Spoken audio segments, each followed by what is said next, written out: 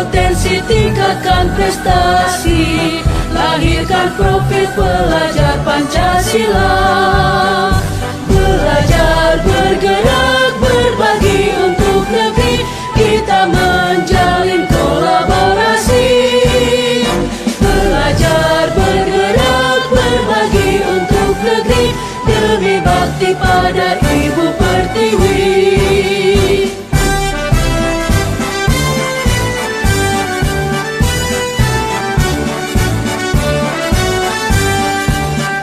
Bulatkan tekad, kuatkan hati, negeri ini memanggilmu kawan. Belajar, bergerak, berbagi untuk negeri, guru penggerak, majukan pendidikan. Guru penggerak menghamba pada murid, kreatif rancang pembelajaran. Hargai potensi, tingkatkan prestasi, lahirkan profil pelajar Pancasila. Belajar, bergerak, berbagi untuk negeri, kita menjalin kolaborasi. Belajar, bergerak, berbagi untuk negeri, demi bakti pada Ibu Pertiwi. Belajar, bergerak, berbagi untuk negeri, kita menjalin kolaborasi. Belajar, bergerak, berbagi. Baiklah nama-nama Bapak semuanya, hari ini karena hari awal pembelajaran kita dan awal ajaran baru tahun 2023-2024, kita akan menentukan atau menyusun keyakinan kelas kita, yaitu keyakinan kelas 5. Keyakinan kelas ini berasal dari anak-anak Bapak semuanya dan nanti akan kita patuhi secara bersama, akan kita jalankan selama 1 tahun ke depan. Untuk di kelas 6 nanti kalian akan membuat keyakinan kelas yang baru bersama di kelas yang baru juga nantinya. Sekarang untuk kelas 5 kita sepakati dulu keyakinan kelas yang kita inginkan untuk kelas 5 ini selama 1 tahun ke depan. Kira-kira apa yang bagus, apa yang akan kita buat selama di kelas 5 ini. Namanya keyakinan kelas. Ya, dulu kan di kelas 4 kalian sudah ada, sekarang kita lanjut di kelas 5, kita buat juga keyakinan kelas yang baru. Yang pertama, silahkan siapa yang ingin mengusulkan, mulai usulkan, nanti kita dapat di depan list, kita laksanakan, kita patuhi bersama-sama. Silahkan, siapa yang ingin mengajukan dulu? Nomor 1 siapa? Ya, Azaz. Apa Azaz? Bagus. Berdoa sebelum dan sesudah belajar. Ini yang pertama. Yang kedua, siapa lagi yang ingin mengusulkan? Nah, Yola, silakan Yola. Terus biar masuk ke kelas tepat waktu. Masuk kelas tepat waktu. Nomor 3, siapa lagi? Nah, bagus. Aulia. Apa Aulia? Piket kelas sesuai jadwal.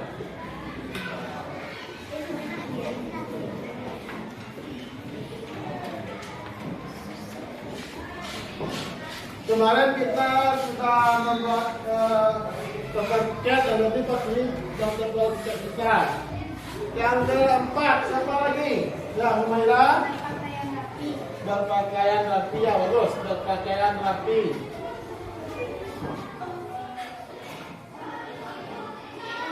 Yang kelima ada lagi yang kita cukupkan. Nah, masih ada lagi apa lagi, Fal?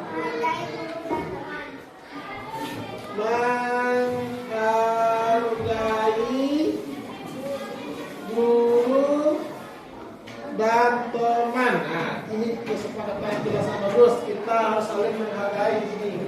Bapak menghargai anak Bapak juga menghargai gurunya nantinya. Siapapun guru yang masuk, hargai guru tersebut. Nomor 6. Ya, Husna.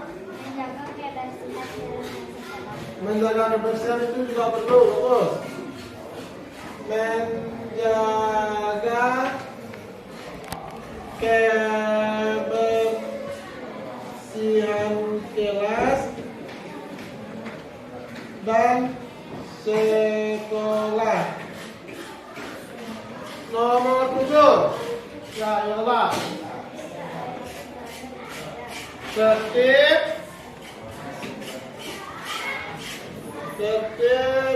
saat proses belajar mengajar. Nomor apa dari segala? Bagus. Nah,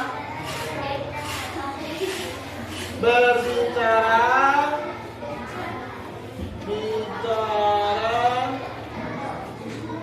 yang baik dan sopan.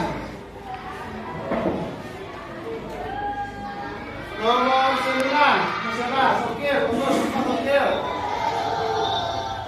Mengerjakan tugas, kalau ada tugas kita selesaikan tepat waktu, seperti PR dan lain-lain.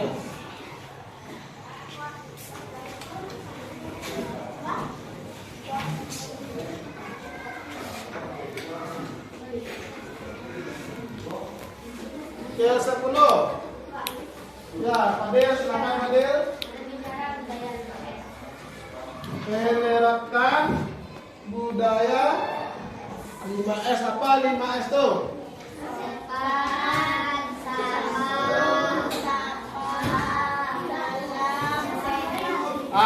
Kita urutkan. Yang pertama, senyum, salam, sapa, sopan, santun.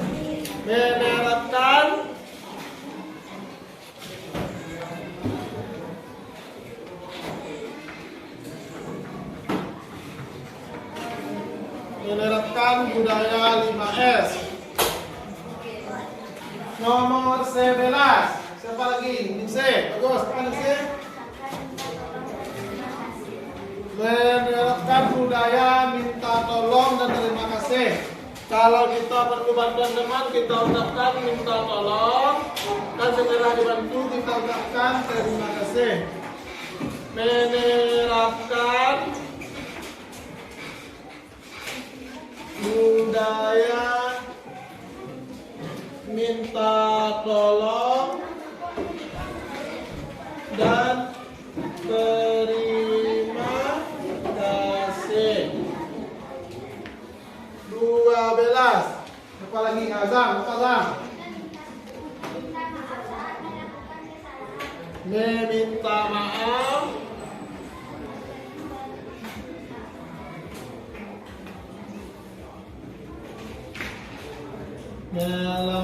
melakukan kesalahan. Ada 12 budaya keyakinan kelas yang telah kita sepakati. Bagaimana kita tambah atau kita cukupkan saja sebanyak 12 buah tersebut? Kita cukupkan. Nah, ada 12 keyakinan yang akan kita patuhi selama di kelas 5 selama 1 tahun ke depan.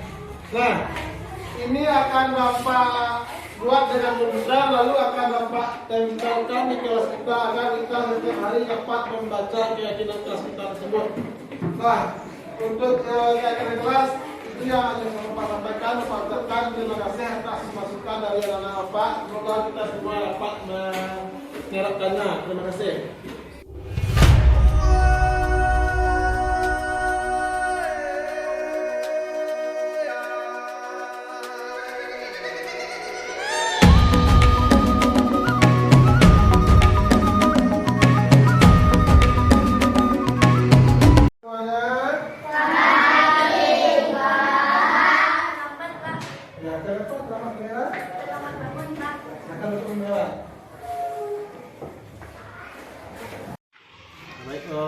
Selamat siang Humaira. Selamat siang juga, Pak. Humaira, kabarnya bagaimana hari ini?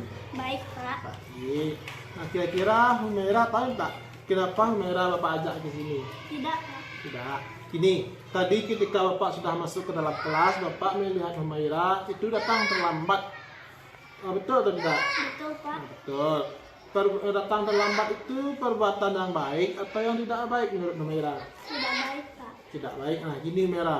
Setiap manusia itu pastinya pernah melakukan kesalahan. Bapak sendiri pun juga pernah melakukan kesalahan. Tetapi di sini Bapak tidak ingin mencari siapa yang salah atau bagaimananya. Di sini Bapak ingin membantu mencari solusi permasalahan dari Humaira tadi. Kira-kira Humaira mau nggak menceritakan kenapa alasannya Humaira bisa datang terlambat ke sekolah tadi? Tadi pagi terlambat bangun, Pak. Tadi pagi terlambat bangun. Kenapa bisa gitu Humaira kok terlambat bangun? Malam main terlalu larut, Pak. Malam terlalu larut jadi menyebabkan Humaira bangun kesiangan. Humaira masih ingat tidak apa keyakinan kelas yang telah kita sepakati di awal sekolah dulu? Masih, Pak. Bisa Humaira sebutkan? Datang ke sekolah tepat waktu, Pak. Datang ke sekolah tepat waktu. Datang ke sekolah tepat waktu itu perbuatan yang baik tidak baik? Yang baik, Pak. Perbuatan yang baik. Jadi gini Humaira, kalau Humaira kan sudah tahu kalau datang ke sekolah itu tepat waktu itu perbuatan yang baik. Jadi bagaimana caranya Humaira agar tidak telat bangun lagi? Tidur lebih awal, Pak. Tidur lebih awal. Jadi mulai kapan Humaira akan melaksanakannya yang Humaira katakan barusan? Hari ini, Pak. Mulai hari ini. Jadi mulai hari ini Humaira akan tidur lebih awal, tidak main sampai larut malam sehingga menyebabkan Humaira telat bangun sehingga dampaknya Humaira telat juga datang ke sekolah. Jadi Humaira siap menjadi pribadi yang lebih baik lagi ke depannya. Siap, Pak. Gini, kalau Humaira sudah siap menjadi pribadi yang lebih baik, Bapak yakin Humaira akan menjadi pribadi yang lebih baik ke depannya, menjadi kebanggaan orang tua ke depannya, dan menjadi wanita yang soleha. Tos dulu nak, siap menjadi pribadi yang lebih baik? Siap, Pak. Nah, bagus, terima kasih.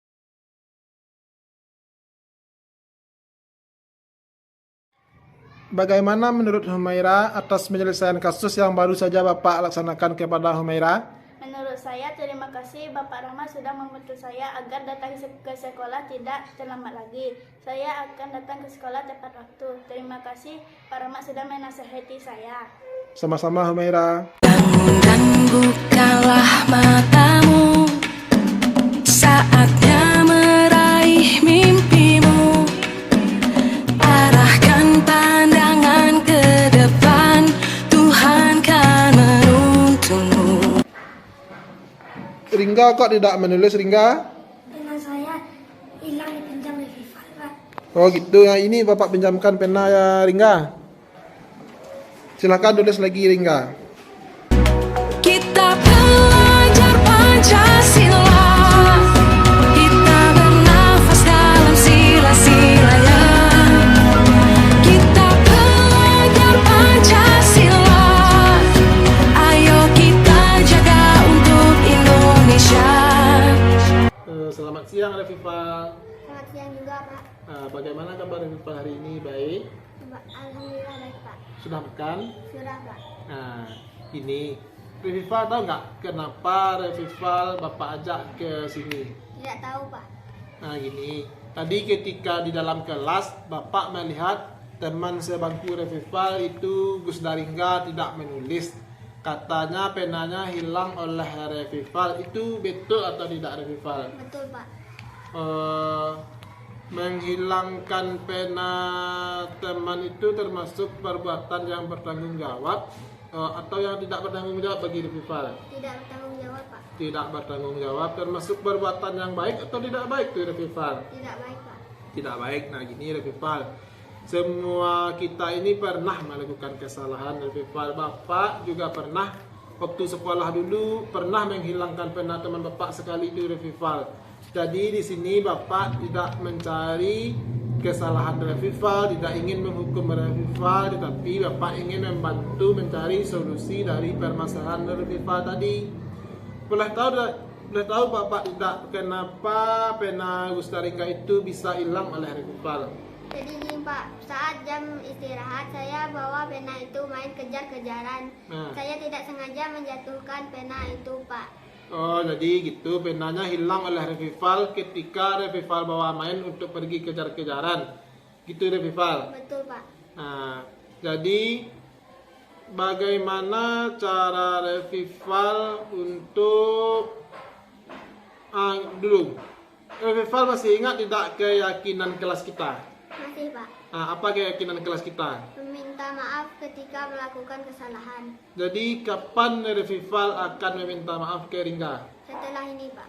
Setelah ini, lalu setelah minta maaf bagaimana cara Revival menggantikan pena Gusda Ringga yang hilang tersebut agar Ringga bisa menulis kayak teman-temannya lagi Revival? Membelikannya pena yang baru Pak. Membelikannya pena yang baru. Jadi setelah dari sini Revival akan meminta maaf ke Gusda Ringga dan membelikan Gusda Ringga pena yang baru, gitu kan Revival? Benar Pak. Nah, jadi setelah ini Revival yakin, Bapak pun juga yakin Revival ini adalah anak yang baik, anak yang soleh, anak yang berbakti, dan menjadi kebanggaan orang tua Revival.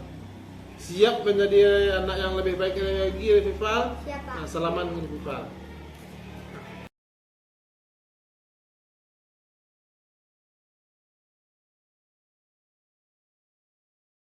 Terima kasih Pak telah menyelesaikan permasalahan saya. Saya tidak akan mengulanginya lagi. Dan terima kasih atas nasihat Bapak. Assalamualaikum warahmatullahi wabarakatuh. Innal hamdalillah nahmaduhu wa nasta'inuhu wa nastaghfiruh wa na'udzu billahi min shururi anfusina wa min sayyiati a'malina. May yahdihillahu fala mudilla lahu wa may yudlilhu fala hadiya lahu. Asyhadu an la ilaha illallah wa asyhadu anna Muhammadan Rasulullah. Puji dan syukur tadinya kita ucapkan kepada Allah Subhanahu wa taala yang mana sampai saat sekarang ini masih melimpahkan segala rahmat dan karunia-Nya kepada kita bersama sehingga kita bisa hadir dapat berkumpul di ruangan yang sangat kita cintai ini. Masih diberi oleh Allah kita nikmat kesempatan, masih diberi oleh Allah kita nikmat kesehatan, dan yang penting lagi masih diberi oleh Allah kita nikmat iman. Salawat dan salam kita curahkan kepada baginda kita yang ini Nabi besar Muhammad sallallahu alaihi wasallam serta para keluarga beliau, sahabat-sahabat beliau, serta untuk orang-orang yang senantiasa mengikuti beliau hingga akhir zaman nanti dan tanya. Amin amin ya rabbal alamin. Yang terhormat Bapak Kepala Sekolah SD Negeri 12 Tanah Garang, yang sama-sama kita hormati Bapak Ibu Majelis Guru beserta staf karyawan SD 12 Tanah Garang, dan yang sangat berbahagia hari ini adalah oleh narasumber kita calon guru penjara angkatan 8 dari Kota Solo yang berasal dari SD 12 Tanah Garang, yaitu Bapak Burlian Ahmadi. Nah, pada kesempatan hari ini kami berterima kasih banyak kepada Bapak Ibu dalam atas waktu yang telah diberikan dalam kesempatan hari ini, karena kita sama-sama tahu banyak kesibukan yang Bapak Ibu menjalani sekarang, tapi masih menyediakan waktu buat calon guru penggerak kita. Nah, pada kesempatan ini materi yang akan disampaikan oleh pemateri kita itu Bapak Burlian Ahmadi. Kepada Pak Bur kita persilahkan. Terima kasih banyak. Saya ucapkan kepada Bapak Rahmat selaku moderator.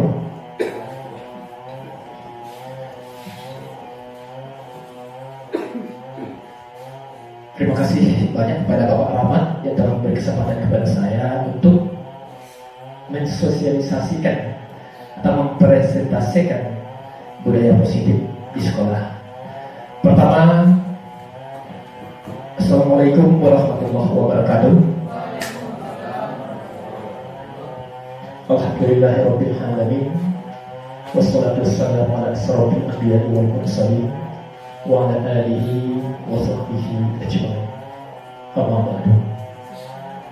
Pertama, mari panjatkan puji dan syukur kepada Allah Subhanahu wa taala telah melimpahkan rahmat, terutama rahmat kesehatan dan kesempatan kepada kita bersama, sehingga pada pagi ini kita dapat berkumpul di ruangan yang serba sederhana ini dalam rangka mensosialisasikan budaya positif di sekolah. Salat dan salam tidak lupa kita kirimkan buat Nabi besar kita Muhammad sallallahu alaihi wasallam. Allahumma sholli ala Muhammad wa ala ali Muhammad. Karena dengan perjuangan beliau lah kita dibawa dari alam jahiliyah ke alam yang berpendidikan seperti yang kita rasakan sekarang ini. Yang sama-sama kita hormati Bapak Kepala Sekolah SDN 12 Tanah Dadang. Yang sama-sama kita hormati Bapak Ibu Majelis Guru SDN 12 Tanah Dadang. Baiklah, izinkan kami untuk menyampaikan budaya positif di sekolah. Kalau kita mendengar positif, tentunya adalah yang baik-baik, ya, budaya positif yang kita lakukan di sekolah.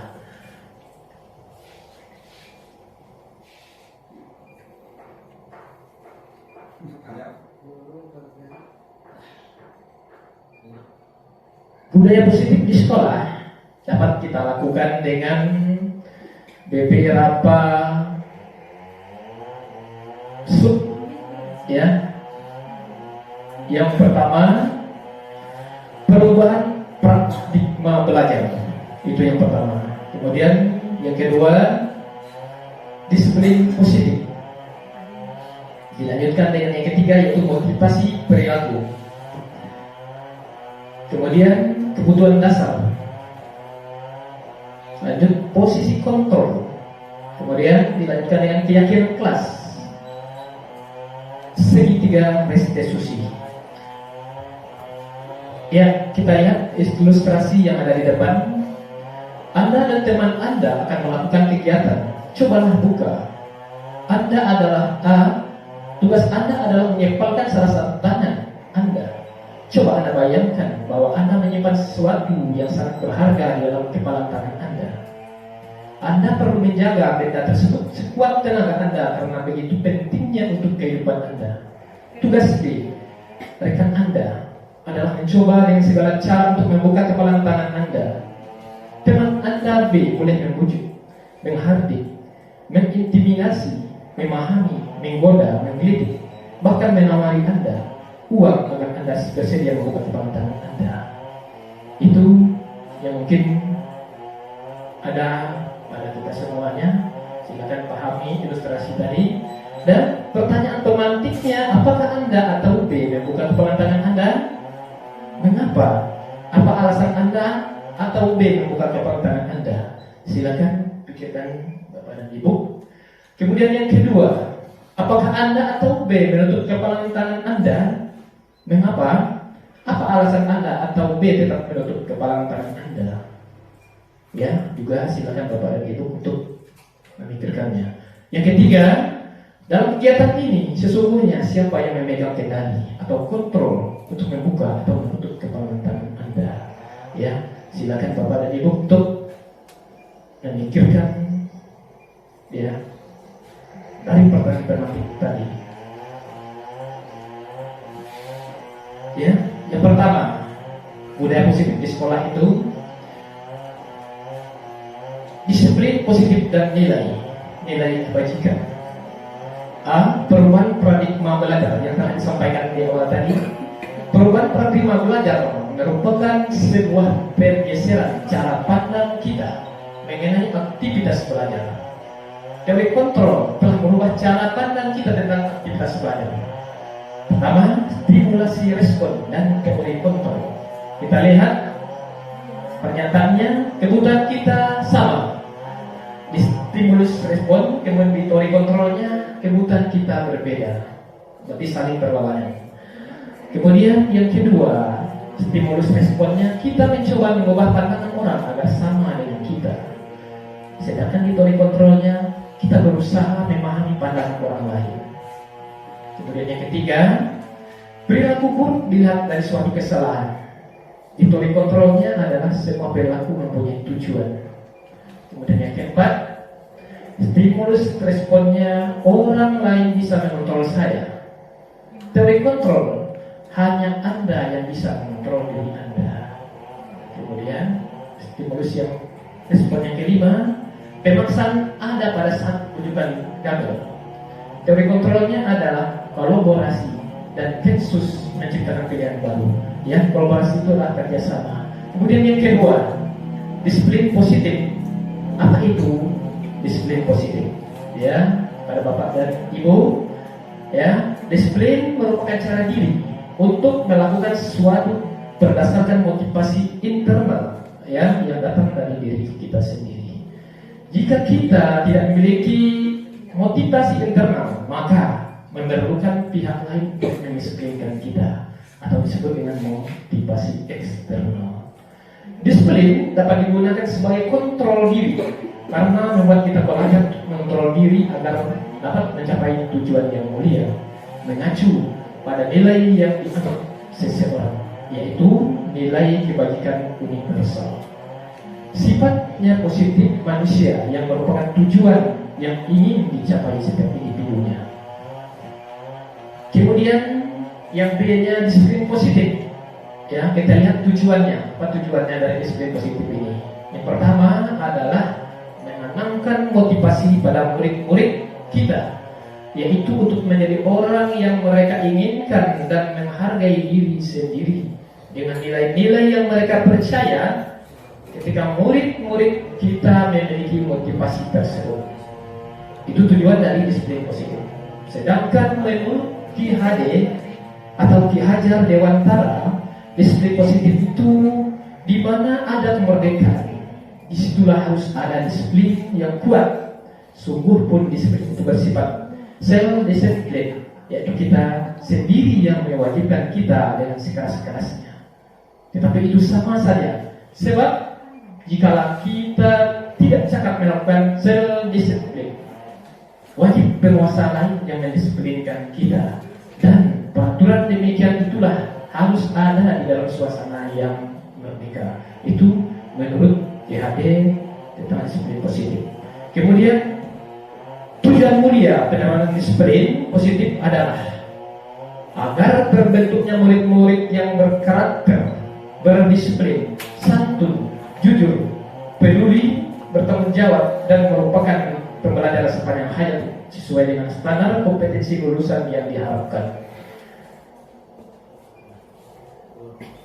Demikian ya yang dapat saya sampaikan pada kali ini.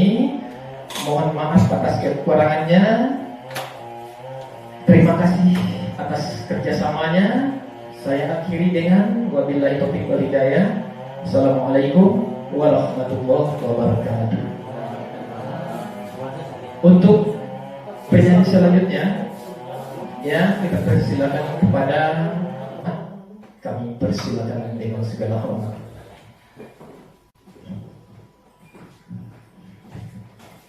Ya, terima kasih kepada rekan kami Pak Nurlian Ahmadi atas waktunya. Ya, untuk yang sekarang akan saya lanjutkan, yaitu tentang nilai-nilai kebajikan. Di sini kami akan menyampaikan tentang nilai-nilai kebajikan. Yang pertama, beriman bertakwa kepada Tuhan Yang Maha Esa. Yang kedua, mandiri. Yang ketiga, bernalar kritis. Yang keempat, berkebinekaan global. Yang kelima, bergotong royong. Dan yang keenam, kreatif. Yang di sini sama-sama kita ketahui adalah termasuk ke dalam profil pelajar Pancasila. Yang kedua, untuk ABO Primary Years Program. Yang pertama, rasa hormat. Yang kedua, integritas. Yang ketiga, mandiri. Yang keempat, menghargai. Yang kelima, antusias. Yang keenam, empati. Yang ketujuh, keingintahuan. Kedelapan, kreativitas. 9, kerjasama. 10, percaya diri. 11, komitmen. Yang selanjutnya 9 pilar karakter yang perlu kita tanamkan. Yang pertama, cinta Tuhan dan segenap ciptaannya. Yang kedua, kemandirian dan tanggung jawab. Yang ketiga, kejujuran. Dan di sini amanah, diplomatis. Yang keempat, hormat dan santun. Yang kelima, dermawan, suka menolong dan gotong royong.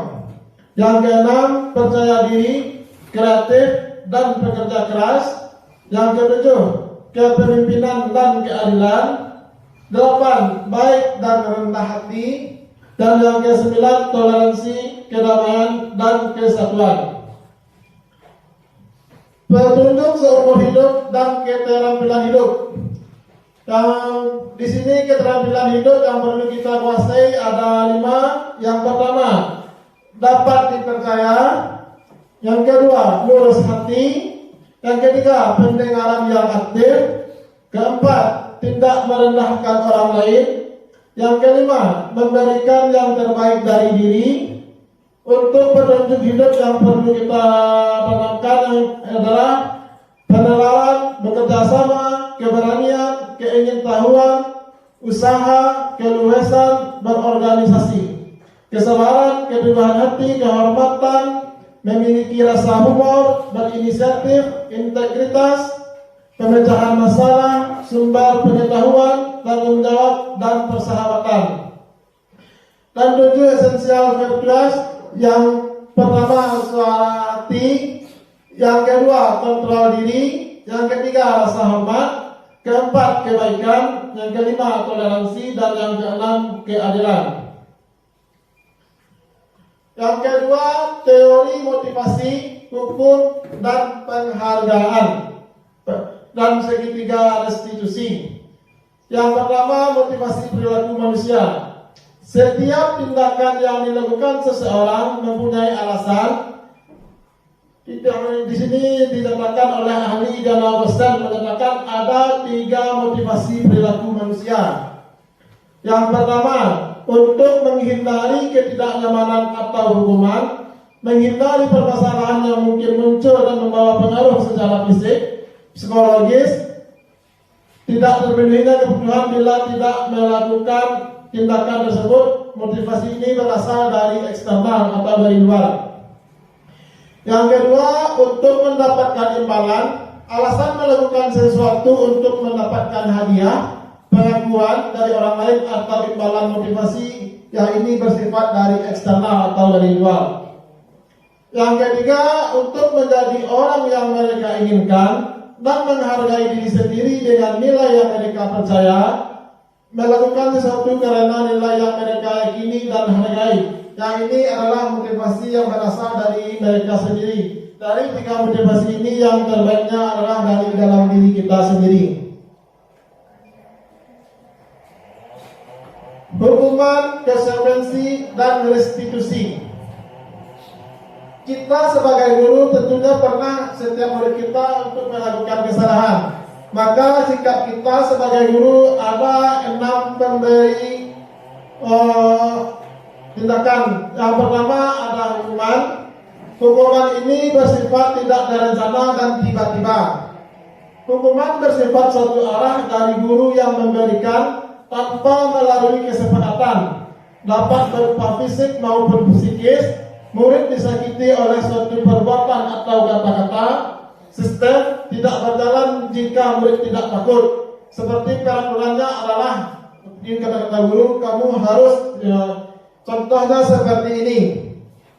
Ketika ada salah satu murid kita yang tidak mematuhi aturan sekolah, misalnya dalam berpakaian atau sepatunya, dalam aturan sekolah kita sudah ditetapkan memakai sepatu warna hitam misalnya. Maka ada satu murid kita yang memakai sepatu selain warna hitam. Maka si guru langsung mengatakan, buka sepatumu, tanpa mendengarkan alasan dari si murid. Maka di sini yang terkena adalah hukuman dari guru. Yang hukuman ini tidak baik dilakukan oleh guru. Guru jangan menerapkan hukuman ke murid. Yang kedua, konsekuensi. Sudah terencana atau sudah disepakati, sudah dibahas dan sudah disetujui oleh murid dan guru. Murid mengetahui apa yang akan diterima jika melanggar aturan. Memerlukan monitoring dan supervisi terus-menerus dari guru. Seperti apa peraturannya, mampukah kamu melakukannya? Maka di sini konsekuensi ini adalah suatu kesepakatannya adalah disepakati bersama murid. Tetapi jika murid melanggar, murid mengetahui apa konsekuensinya jika melanggar sesuatu. Seperti pertanyaan yang disampaikan guru, apa peraturannya tentang ini? Mampukah kamu melakukannya? Contoh dari konsekuensi. Yang ketiga, restitusi. Restitusi ini adalah proses menciptakan kondisi bagi murid untuk memperbaiki kesalahannya sehingga ia dapat ke kelompok mereka kembali dengan karakter yang lebih kuat. Murid bertanggung jawab untuk perilakunya seperti apa yang kamu yakini, apa yang bisa kamu lakukan untuk memperbaiki masalah ini. Contohnya dalam hal ini guru bertindak sebagai manajer, yaitu ketika murid melakukan kesalahan, guru tidak langsung memberikan hukuman atau konsekuensinya, tetapi guru menanyakan kenapa dia bisa seperti itu, lalu mencari penyelesaian masalahnya secara bersama dan datangnya dari murid, sehingga murid ketika kembali ke kelompoknya dia tidak malu dan bertanggung jawab, serta dia merasa lega atas kejujuran yang telah dilakukannya. Restitusi adalah sebuah pendekatan untuk menciptakan disiplin positif. Melalui pendekatan restitusi, ketika murid berbuat salah, mengajak murid merefleksi apa yang telah dilakukan untuk memperbaiki kesalahan, sehingga dapat menjadi pribadi yang lebih baik. Murid perlu bertanggung jawab atas perilaku yang telah mereka pilih dan belajar untuk membuat pilihan yang lebih baik di waktu yang akan datang. Ciri-ciri yang membedakan restitusi dengan program disiplin lain adalah: yang pertama, restitusi bukan menebus kesalahan maupun belajar. Yang kedua, dari kesalahan restitusi memperbaiki hubungan. Yang ketiga, restitusi adalah tawaran, bukan paksaan. Di sini guru memberi tawaran apa sebaiknya yang kamu lakukan, apa tindakan kamu selanjutnya, maka di sini guru memberikan tawaran. Yang keempat, restitusi mencari kebutuhan dasar yang mendasari tindakan. Yang kelima, restitusi fokus pada karakter bukan tindakan. Dan yang keenam, restitusi menguatkan dan fokus pada solusi. Ketika murid melakukan suatu kesalahan, maka dikembalikan ke keyakinan yang telah disepakatinya. Di sini ada contoh-contoh identitas yang gagal, itu memberi hukuman. Identitas sukses itu disiplin, konsekuensi, dan restitusi. Kalau kita masih mengingat, ketika kita melakukan hukuman ke murid kita, maka hukuman tersebut tidak akan sungguh-sungguh atau murid pun mengerjakan, tetapi dengan berat hati, paksaan, ataupun mendongkol. Dan sampai dewasa pun perlakuan kita terhadap murid akan diingat si murid. Sementara yang dikonsekuensi adalah yang harus terjadi, dan murid pun mengetahui kalau dia melakukan itu apa yang akan dia dapat. Sementara restitusi mencari jalan keluar dari masalah yang dihadapi murid. Lanjut.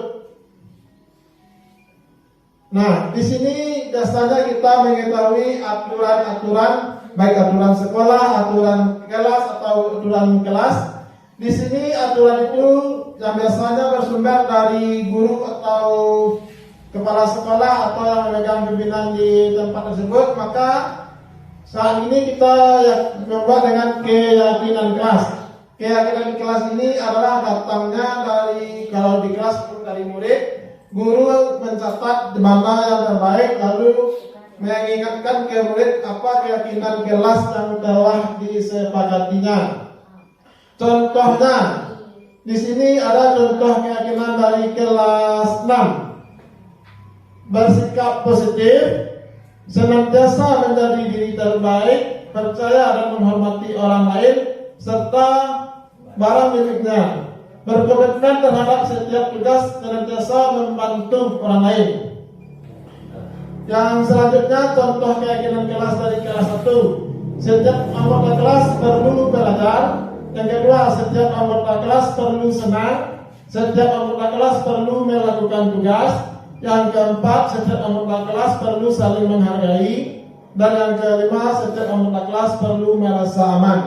Perbedaan peraturan dengan keyakinan adalah ketika peraturan menggunakan kalimat negatif seperti dilarang, tidak boleh, dan yang lain-lain. Tetapi pada keyakinan kita mengubahnya menggunakan kalimat positif.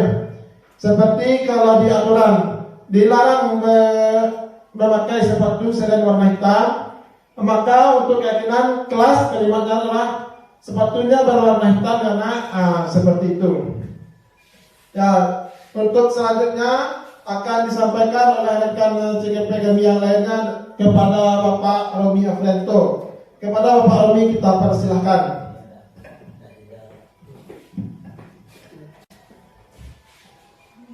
Terima kasih kami ucapkan kepada Bapak Rahmat Afrilman yang telah memberi kami kesempatan.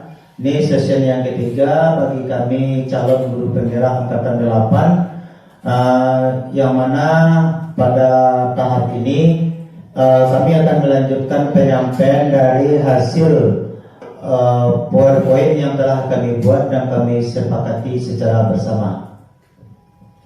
Adapun lanjutan dari yang ingin kami sampaikan yaitu tentang 5 kebutuhan dasar. Ini kebutuhan dasar manusia. Ini setiap kita memiliki ini dan harus kita pertahankan dan harus kita kuasai untuk bertahan hidup. Yang pertama, yang tengah itu adalah bertahan hidup.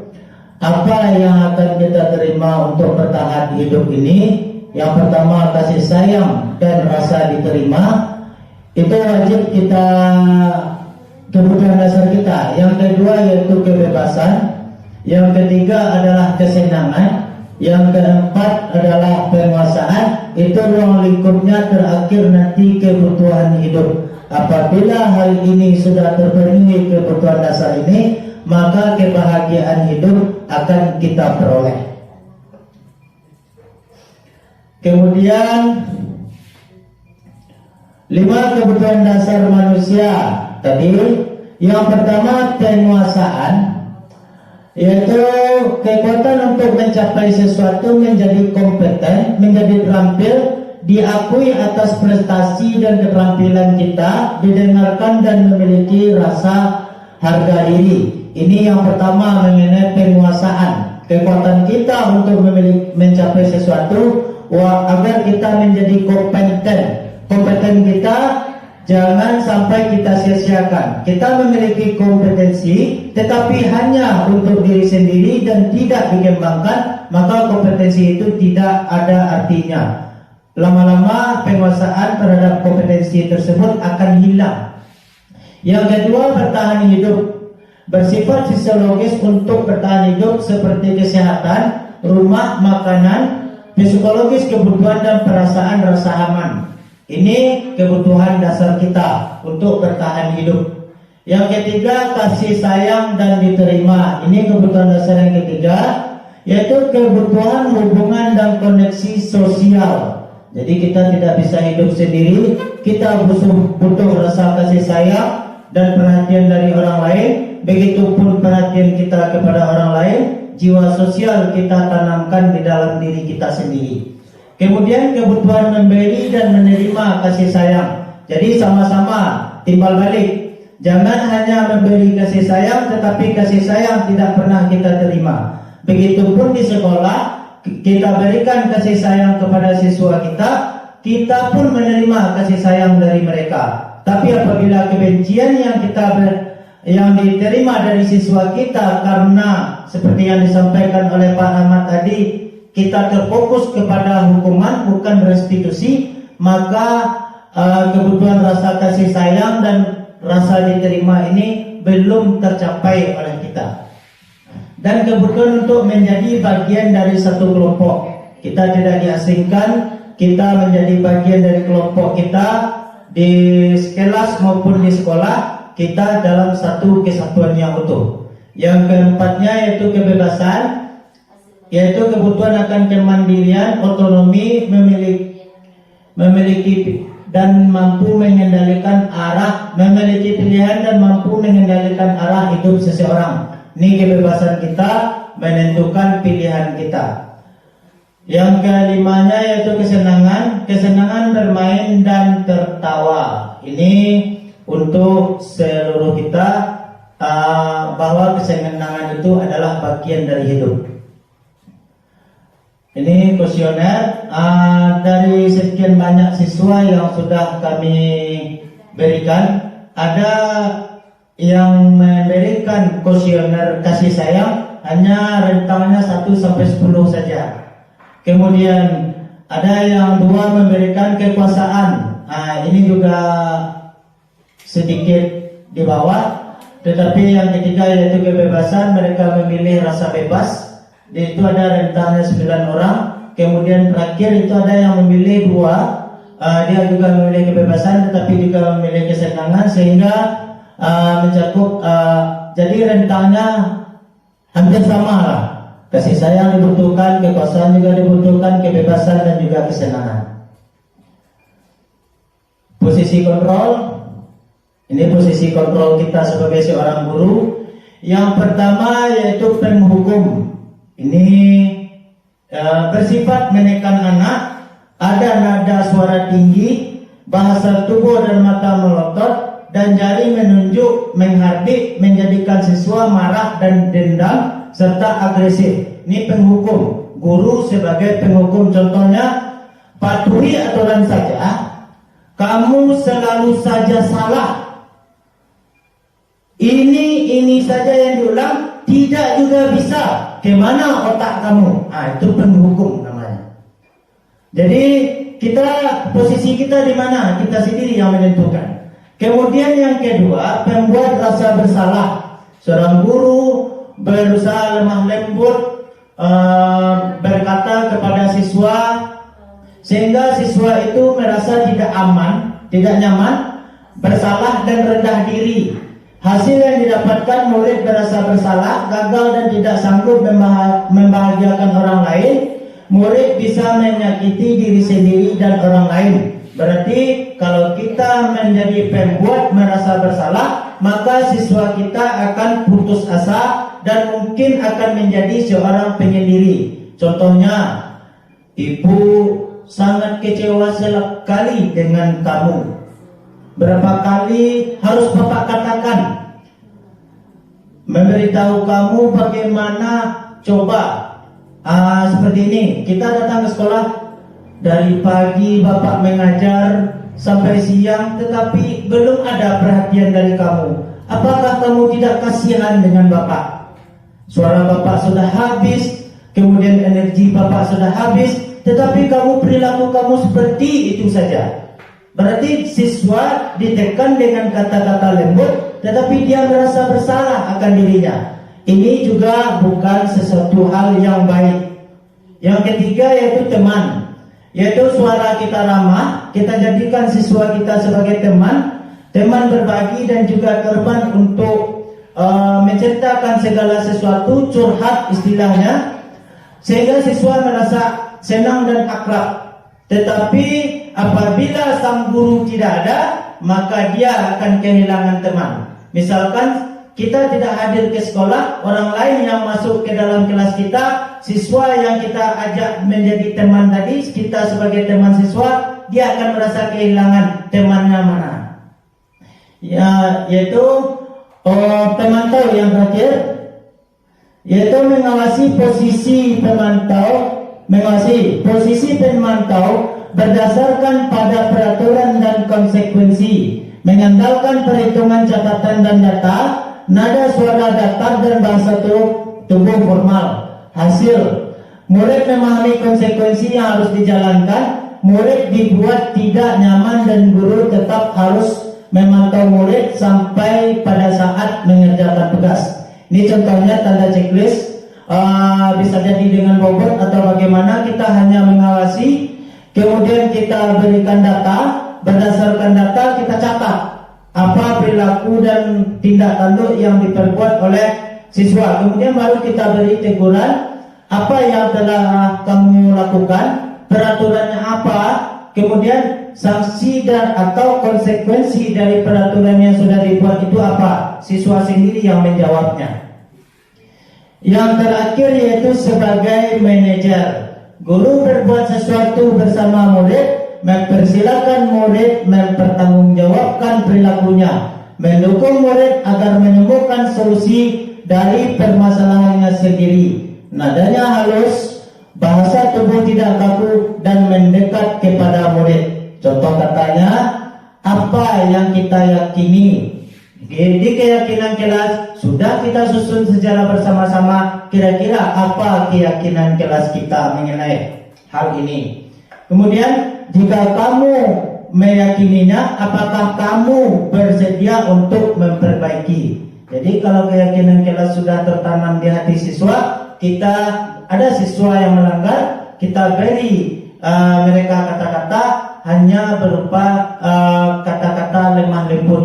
Apakah kamu bersedia memperbaikinya? Jadi tidak ada lagi hukuman. Kemudian jika kamu memperbaiki hal ini, maka kamu menunjukkan tentang apa dirimu, kata guru. Jadi kita suruh siswa bertanggung jawab terhadap perkataan dan perbuatannya sendiri. Apa rencanamu untuk memperbaiki hal ini? Itu permintaan guru. Dari sekian banyak posisi kontrol, posisi kita berada di mana kita sendiri yang tahu. Tapi pada umumnya di sekolah manapun dan walau bagaimanapun mungkin ini selama ini kita tidak kenal, posisi kita berada pada yang pertama dan yang kedua. Jarang pada teman dan juga pada pemantau, apalagi pada manajer. Kita hanya sebagai penghukum. Kemudian membuat rasa bersalah, menghibah hati kita bicara kepada siswa. Kemudian semoga kita bisa posisi kita selanjutnya pada manajer. Ini menstabilkan, ini segi 3 restitusi. Ini cara kita menjadi seorang manajer bagi siswa kita. Yang pertama, dia berbagai macam cara, tapi salah satu cara yang dipraktekkan di sini adalah segi 3 restitusi. Yang pertama, menstabilkan identitas.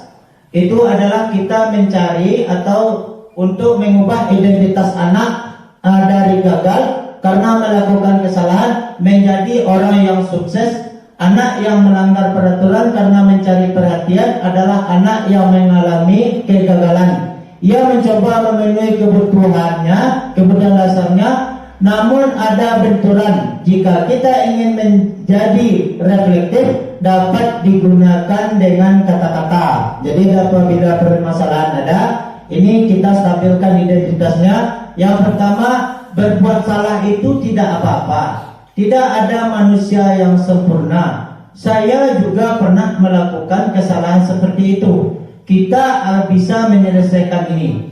Bapak atau ibu tidak tertarik mencari siapa yang salah, tapi bapak dan ibu ingin mencari solusi dari permasalahan ini.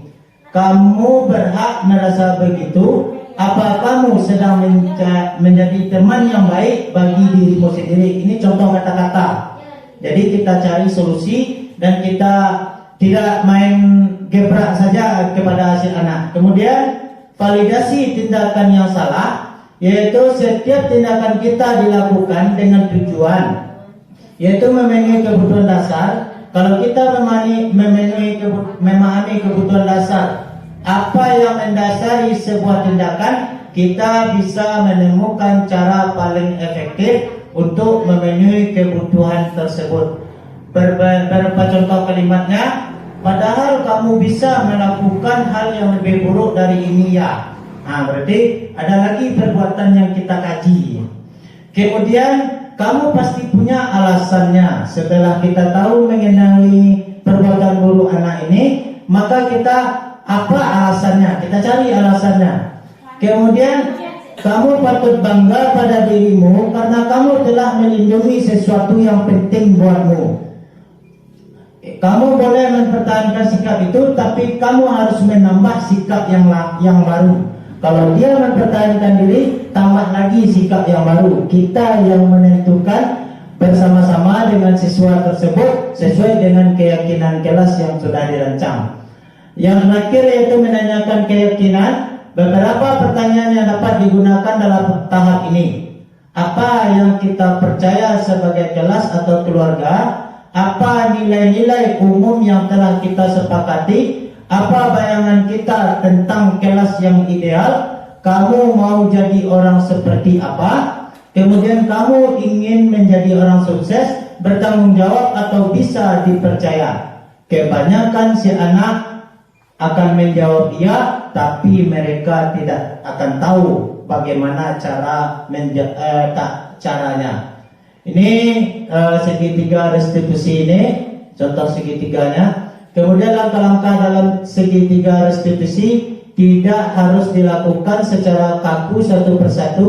Sejatinya kita sebagai guru telah melakukannya dalam berbagai versi dan gaya masing-masing. Pada langkah ini menguntungkan bagi murid bagi guru dan murid karena guru berada dalam posisi siswa dan dapat memiliki perspektif yang berbeda. Ini adalah segitiga restitusinya. Lanjut.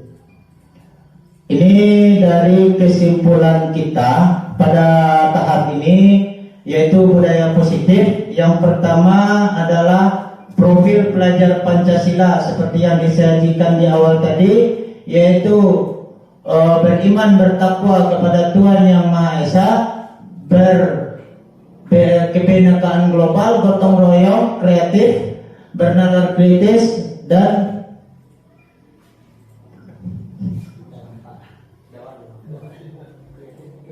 inovatif, mandiri belajar. Kemudian nilai kebajikan universal, keyakinan kelas, segitiga restitusi. Segitiga restitusi itu seperti yang sudah kita ketahui tadi, yaitu yang selanjutnya 5 posisi kontrol, kemudian kebutuhan dasar, kesalahan atau kekeliruan. Terima kasih. Kami sebagai penyaji mohon maaf seandainya ada kata yang salah dan kekurangan dari kami. Maklumlah, itu tidak luput dari kesalahan dan kekhilafan dari kami sendiri. Kata-kata yang tidak pada tempatnya atau yang kurang dipahami mohon dimaafkan. Kami tutup terlebih dahulu dengan billahi taufiq wal hidayah. Wassalamualaikum warahmatullahi wabarakatuh.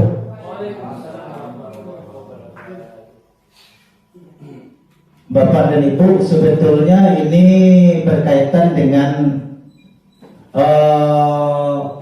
IKM, kurikulum merdeka. Ini erat sekali kaitannya dengan boleh katanya memakai kata jangan. Jangan itu kan kata negatif.